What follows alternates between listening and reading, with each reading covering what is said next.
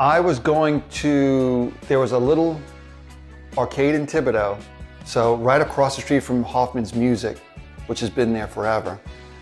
There was an arcade there, and you'd go and play Donkey Kong and Pac-Man and Miss Pac-Man.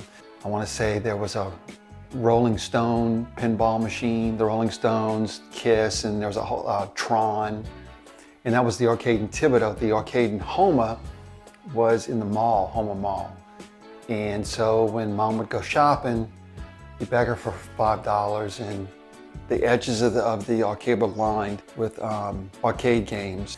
The crowd ranged from a lot of high school and a lot of elementary school, but there was also some adults too.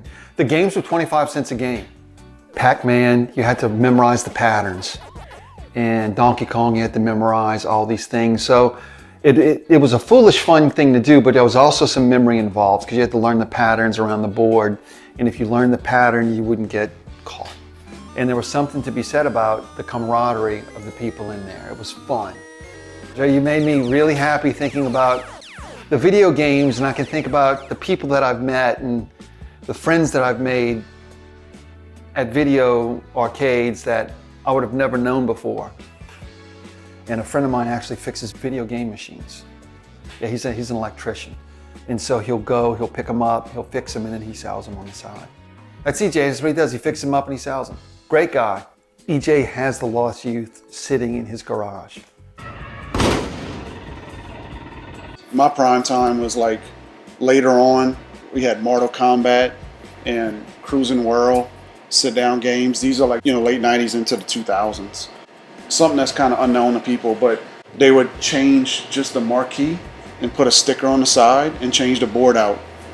So they would come out and change your game to the new one, so you can start getting dollars again. Where the originals, the vintage, they didn't do that. Like it was Pac-Man and Donkey Kong, and that's what it was. You always got a new machine to replace it. They got a Jurassic Park video game right now. It's $23,000. Like that's what it costs brand new. So like nobody who opens an arcade would buy a machine. You'll never get $23,000 out of it. Like I said, from Friday night to weekends was crazy. Everybody was there, and that doesn't happen anymore. Not at all. It'll never happen again. I don't think so. In Houma, they had Aladdin's Castle, which is near J.C. Penney, and you had to go and exchange your quarters for tokens. So it's like this one extra step, and then you go home. If you didn't use all your tokens, well, you're back home and you got all these worthless tokens that you can't use anywhere else but Aladdin's Castle.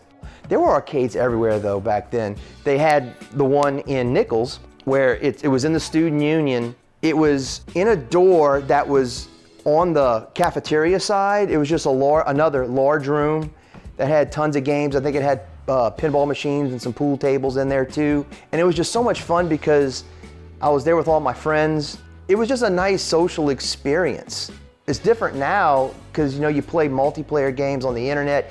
And I think what really killed the arcade was when home consoles were either technologically at the same level or went beyond. And plus you could play people across the globe, which I think is cool. It's just a whole different way of playing.